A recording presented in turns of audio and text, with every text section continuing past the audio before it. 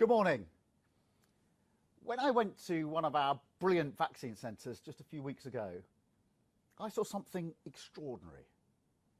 People arriving by the dozen with anxiety etched on their faces. Many of them hadn't been out for months.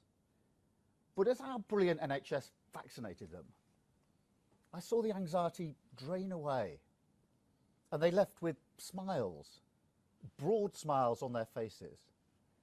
And it's that spirit of hope and optimism that I want to start with today, a spirit we've seen too little of in the last year.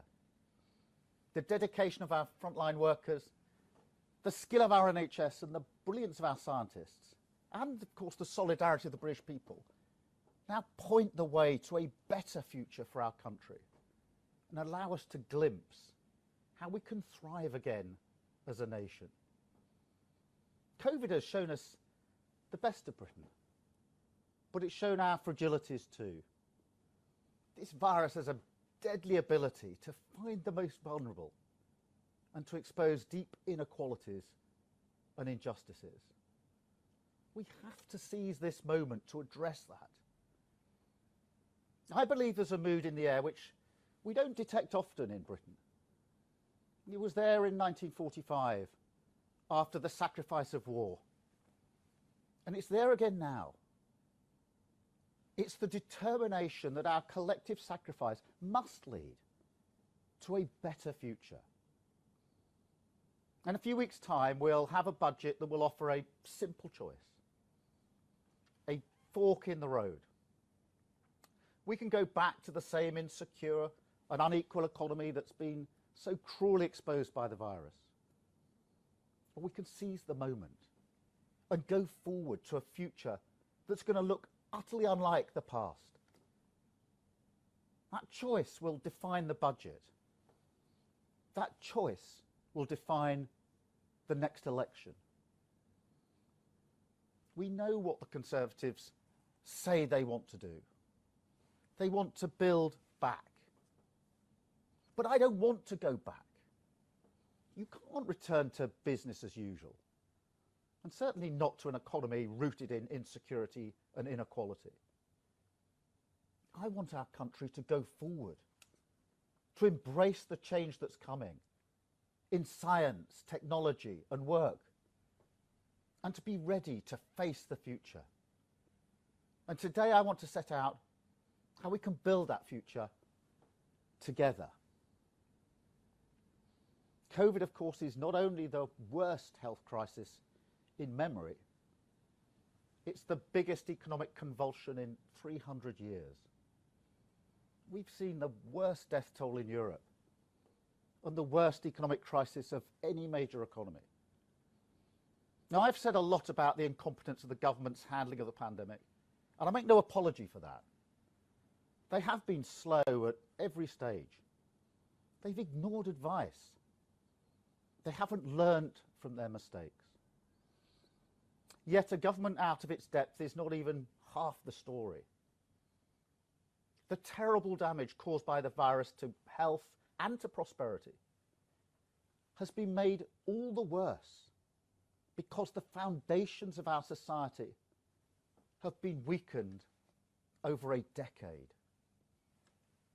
10 years ago, at the start of this period of Conservative government, Professor Michael Marmot published a report on the state of England's health. In February of last year, he updated it. And he's done so again in the shadow of COVID. That shows that even before the pandemic, life expectancy had stalled for the first time in a century. Child poverty had shot up to over 4 million. And that a child growing up in a deprived area in the northeast can expect to live for 5 less years than a child growing up in a deprived area in London. What sort of legacy is that for a party that's been in government for a decade? That life itself got cheaper and shorter. In his most recent report, Marmot sets out the costs of inequality. That COVID got into the cracks and crevices of our society and force them open with tragic consequences. And during the last year, my thoughts have returned time and again to the wartime generation, those who suffered through the horrors of World War II, who rebuilt Britain from the rubble of the Blitz, created the NHS and built millions of homes fit for heroes. And I contrast that with how so many of them were left in their time of need, exposed to COVID in underfunded care homes, unable to say goodbye to families and to loved ones. How can the Prime Minister now look those families in the eye and say, we did everything we could? When the truth is that the Conservatives promised to fix social care for a decade, but never got round to it. But the problem is even bigger than the serial failures of this government. It's about an ideology that's failed, an ideology that's proved incapable of providing security for the long term, that's indifferent to the moral and economic necessity of tackling inequality, and that left Britain unprepared when we were tested most. Our care homes are perhaps the clearest example of this. But we've seen the same tragic story in overstretched hospitals, in GP surgeries, in schools with ever-growing class sizes, in our once proud town centres and high streets, in an economy so insecure that millions of people can't afford to isolate, and where the lowest paid have been amongst the most exposed.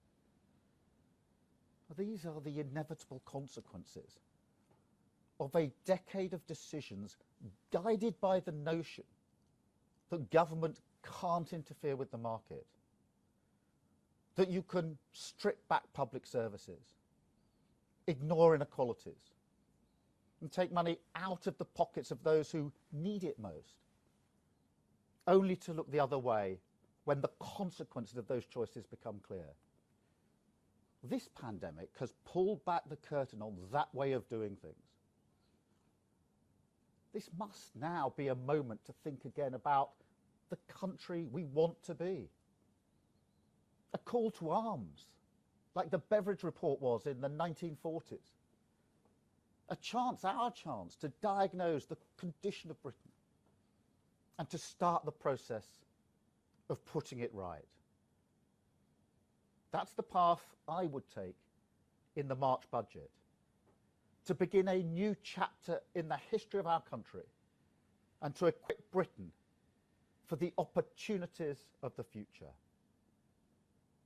Well, I fear that the Conservatives are incapable of seizing this moment, that what we'll get on the March the 3rd will be short-term, that it won't even be a fix. Successive Conservative Prime Ministers have used the rhetoric of change, northern powerhouses, burning injustices, levelling up. But all it ever adds up to is a few sound bites and the odd photo opportunity. The truth is, whoever their Prime Minister is, the Conservatives simply don't believe that it's the role of the government to tackle inequality or insecurity. They believe a good government is one that gets out of the way rather than builds the path to a more secure future. You can get away with that in the short term, perhaps even for a few years. But after a decade, the results are obvious. So the mistakes the Conservatives are making today are the mistakes that they always make. They try to pretend this is a different Conservative Party. Well, you could have fooled me. If you can't decide whether to plunge hundreds of thousands of children into poverty by cutting universal credit, you have no chance of mending our broken system. If you vote against children getting free school meals, You're not going to find the solution to millions of children growing up in poverty. If you can't support 3 million self-employed people, but you can spray billions on contracts that don't deliver for the NHS, you're not going to be able to build the economy of the future. And if you freeze pay for millions of key workers, you're hardly going to build the high wage, high standards Britain that we so desperately need. That's why, despite the scale of the moment, all we can expect from this government is more of the same. A roadmap to yesterday. Another decade of insecurity and inequality. Labour would choose a different path. A path that is focused on the long term, that tackles inequality, invests in the future, and builds a more secure and prosperous economy. That journey starts with the responsible steps that are necessary now to protect family incomes and support businesses.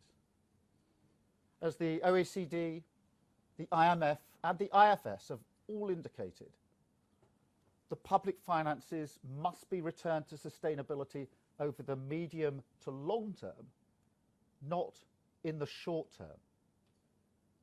So this is no time for a second wave of austerity. This is no time for tax rises on businesses or families. That would waste the sacrifices of the last year, and it would choke off our recovery. That's why a Labour budget would protect families. We would not cut the £20 uplift in universal credit, benefiting 6 million families by £1,000 a year. We'd provide local councils with the funding they need to prevent huge rises in council tax.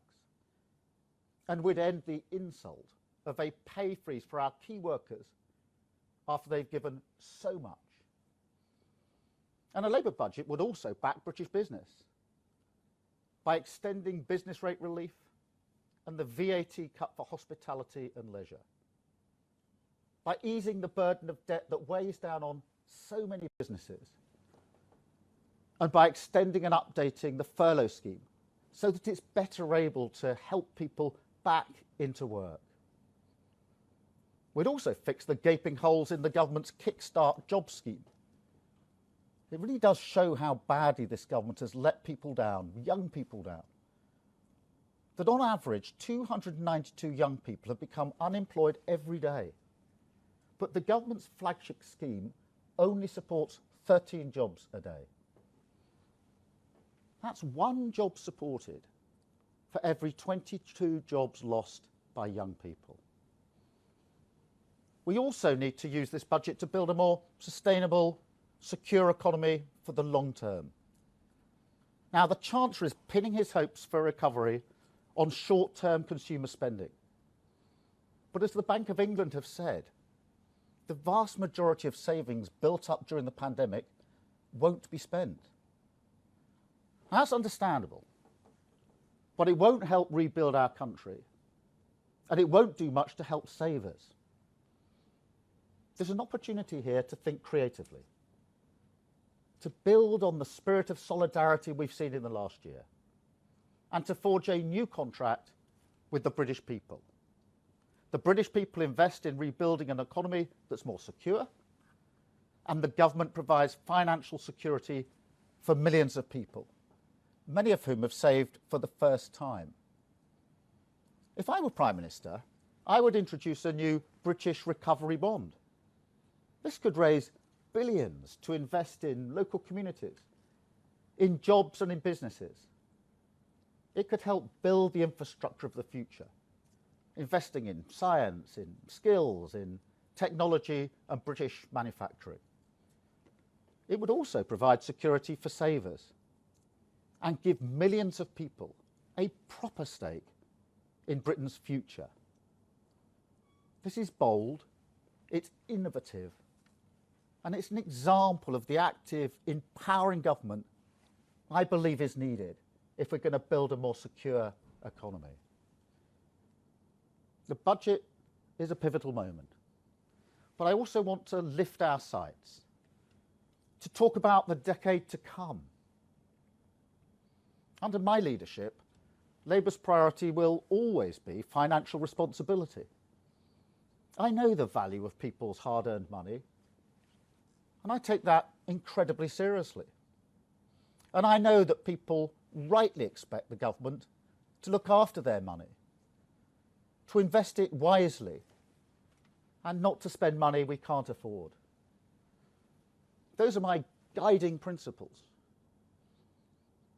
But I think that COVID has shifted the axis on economic policy. Both what is necessary and what is possible have changed. The age in which the government did little but collect and distribute revenue is over.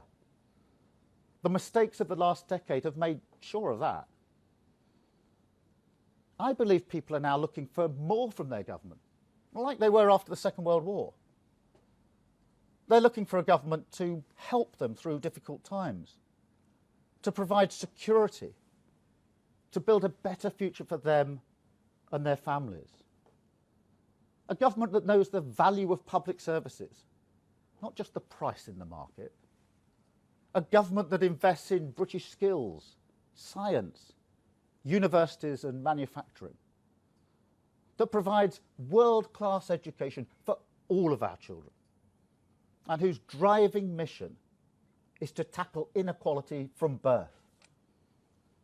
A government that can ensure people don't have to leave their hometown to have the chance of getting a good job, and won't leave university with crippling debt.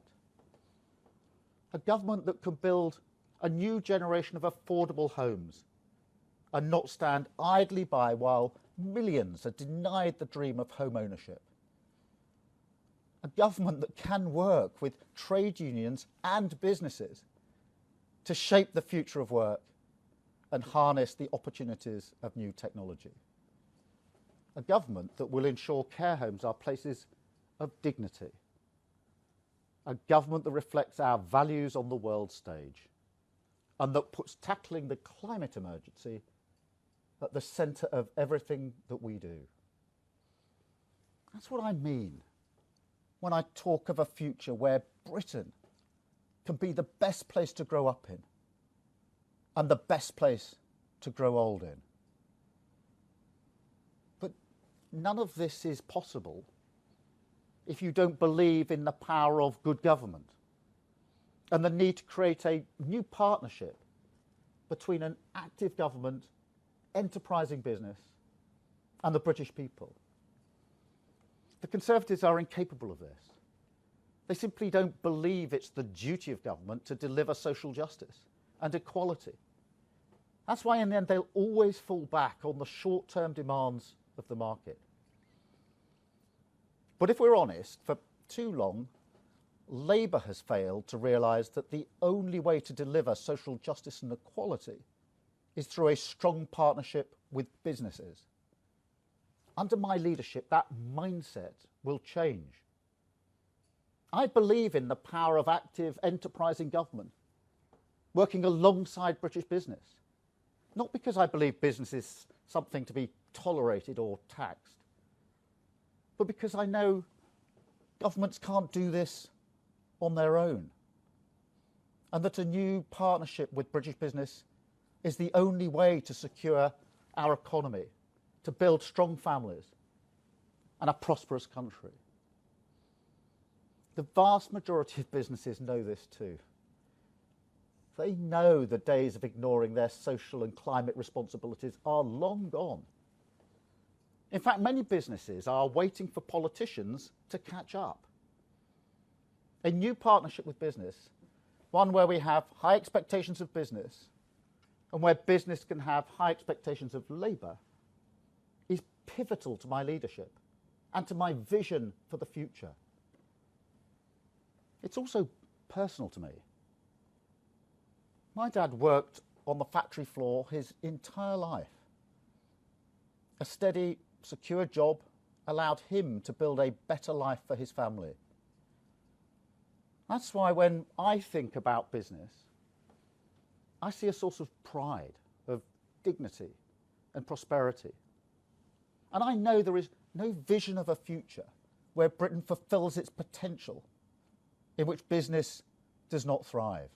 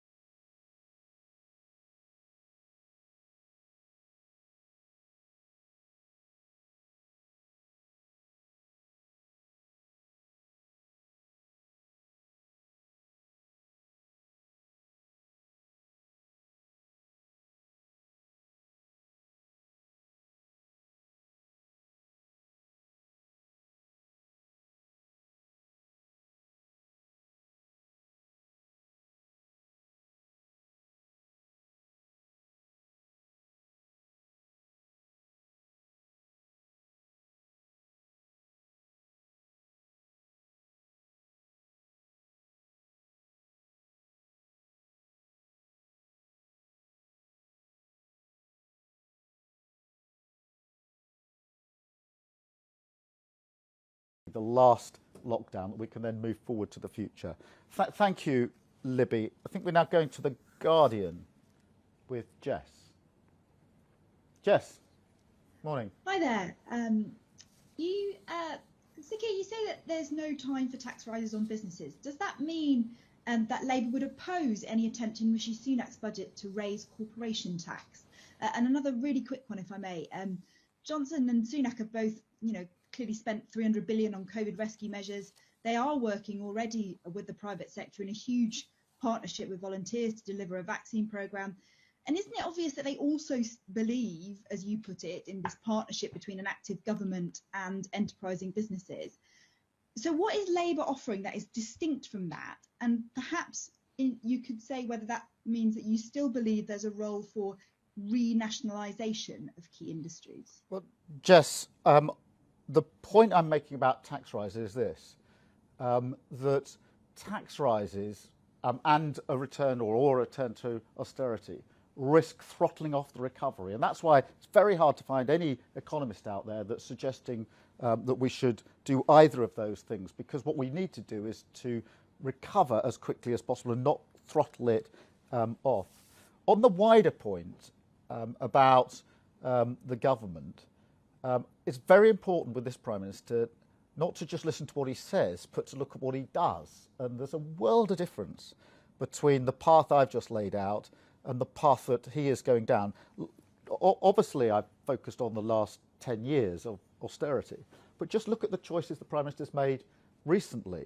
Council tax hikes, a pay freeze for key workers, and an indecision at the moment about cutting back the £20 on universal credit. These are not the signs of a government that understands that the future needs to be different and that the insecure, unequal economy of the past has to be in the past, and that we take a different path going forward. So I don't think that what Boris Johnson says is anything near what I've been saying this morning. And I think the fork in the road is very, very clear. And I've set out very clearly what I think is the right course for our country going forward, not just in the next few months or next few years, but over a decade. So thank you, Jess. The Telegraph, I think, with Tony Diver. Tony. Thanks, Sir Keir. Your critics say that you've gone too soft on the government during this crisis, but you also don't want to be seen to politicise the crisis and the recovery all the way until the next election. So how can Labour win back voters without being seen as point scoring during the crisis? And to your critics, Ed Miliband said that he was tough enough. Are you radical enough for Labour? Well, Tony, just on the pandemic, what I said on the very first day I became leader of the Labour Party is we'd be a constructive opposition. We're in a global pandemic, which puts huge strain on any government, and everybody understands the challenges. And what I said we would do was be constructive in the sense that we would support the government where that was the right thing to do. So, for example, on the various restrictions and the lockdowns, we have been fully supportive of the government, even when, in fact, their backbenchers were not so supportive, because it was the right thing to do. But we've challenged them where we thought they were getting it wrong in order to try and make sure, above all else, that they got it right the next time around, whether that's testing, protective equipment to the front line. Now, I don't think that's soft. I think that's the national interest. I think the public would say, in a time like this, you back the things that the government is doing right, and you challenge them where you think they're getting it wrong in order that they improve on that. And I think that's everybody is concerned that we pull through this and pull through it together. That then raises your second point. Where do we go from here? And if anybody wants to understand my thinking and judge it in whatever way they want, I'll hand up my text and they can have a look at it, because what I'm setting out is what I think is the path we need to take for our country for the next 10 years, and making it very clear that we can't go back to business as usual. We can't go back to where we started and say, well, let's try to repair what we had and carry on with the model that we've had from 2010 to 2020. I'm saying we've got to take a different path, and setting out what that different path is for a better, more secure Britain. Thank you very much, Tony. And then Richard, I think, from the Eye. Richard. Hi there. Just a couple of quick ones, please. What exactly would the money raised from this bond be spent on? And just another very quick one. Why do you think you're still lagging behind in the polls? Thanks. the bond money could be spent on any number of things. What I said in my speech was infrastructure, on jobs, on the rebuild. The point of a bond is, in a sense, it provides funding for infrastructure, for those vital things that we needed going forward. But it also gives people a stake in the future of their country in a safe way and in a secure way. And it's an example, and it's only an example, of the long-term thinking that I think we need going forward. In terms of the Labour Party and direction, obviously I've now set out very clearly where I think we should go over the next 10 years. We are in a pandemic, and I'm conscious that we, the Labour Party, have got a lot of work to do, and we're determined to do that. That starts, I think, by setting out clearly what we see are the choices for the next 10 years and why the path I've set out this morning is the right path for our country. Thank you very much. Thank you.